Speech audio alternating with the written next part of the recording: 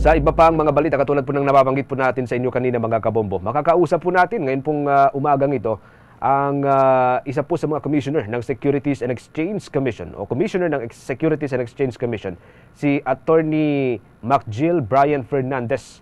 Siya rin po ay nagsilbi mga kabombo bilang Deputy Executive Secretary for General Administration at bahagi ng Governing Board para ho dyan sa Laguna Lake Development Authority, Development Academy of the Philippines at Philippine Center for Economic Development.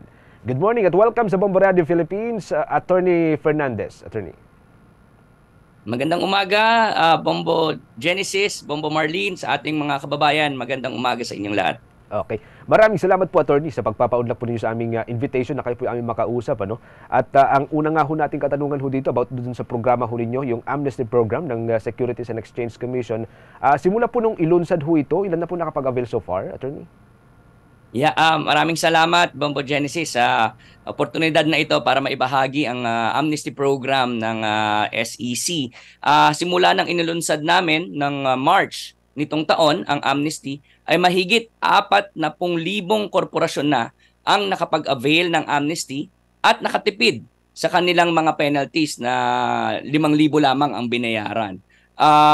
Hinihikayat natin ang ating mga kababayan at ang sa kanilang mga korporasyon na mag-avail ng amnesty dahil meron na lamang tayong 2 linggo o hanggang September 30 ng taong ito para ma-avail ang amnesty program ng SEC.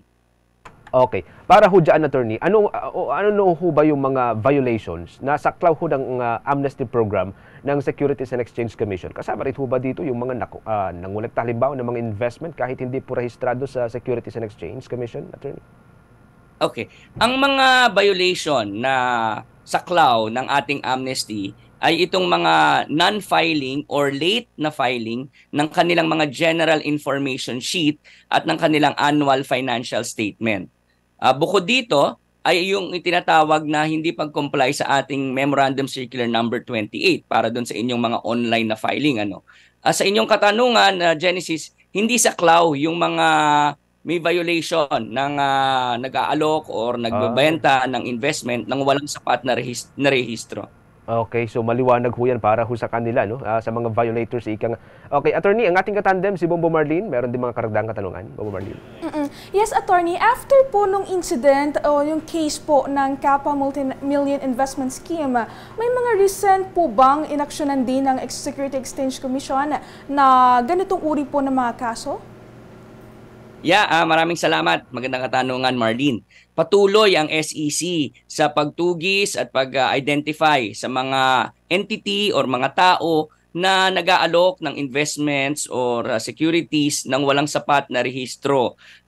Noong Abril lamang, meron kaming kaso na successful ang SEC para mahabol ang 6 na katao at mapagmulta sila. Ito yung GDM Finance SARL na nag-aalok ng hindi naman kapani-paniwalang returns sa investments. So sinasabi natin sa ating mga kababayan, minsan kung too good to be true ang investment, mag-isip-isip tayo, mag-check, sumangguni sa SEC, tignan kung may sapat na rehistro at merong lisensya para magbenta ng investment ang isang grupo o ang isang entity dahil nga para na rin sa ating proteksyon, para na rin sa proteksyon ng ating mga salapi.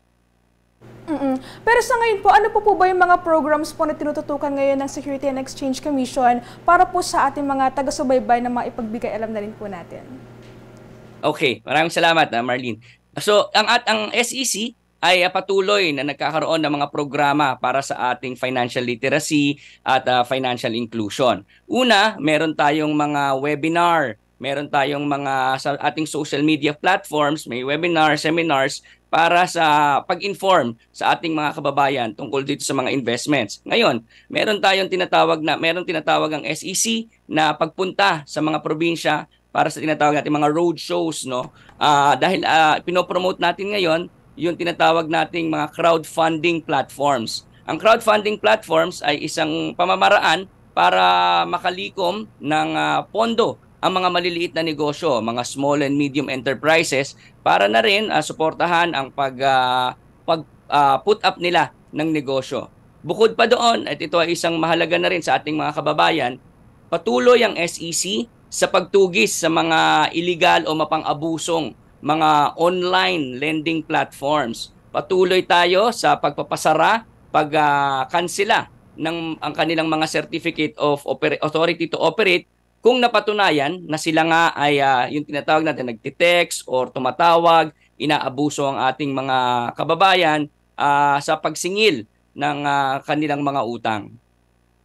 Wow, magandang paalala po yan, Attorney, no? Lalo ho sa mga lending institution, nabanggit nga ho ninyo kanina na inyo pong minomonitor. Attorney, maraming salamat at hanggang sa susunod na kayo po aming makausap muli sa Bombo Radio Philippines, Attorney. Maraming salamat, Bombo Genesis, Bombo Marlene, sa ating mga kababayan. Maraming salamat. Nguli, hinihikayat lang po natin ang ating mga kababayan na mag-avail po ng amnesty until September 30 dahil kung hindi po ay mahigit 1,900% ang increase ng babayaran ninyong multa. Hindi kayo makakatipid ng 25,000 to 35,000 sa inyong mga multa kung hindi nyo i-avail until September 30 yung ating amnesty program. Okay. Thank you, Attorney. Ingat po kayo, Attorney. Mga kabumbukas Star Nation, si Attorney Macjel Brian Fernandez, siya po ang Commissioner ng Securities and Exchange Commission at nagsilbi rin bilang Deputy Executive Secretary for General Administration at bahagi rin po ng Governing Board para ho sa Laguna Lake Development Authority, Development Academy of the Philippines at Philippine Center for Economic Development.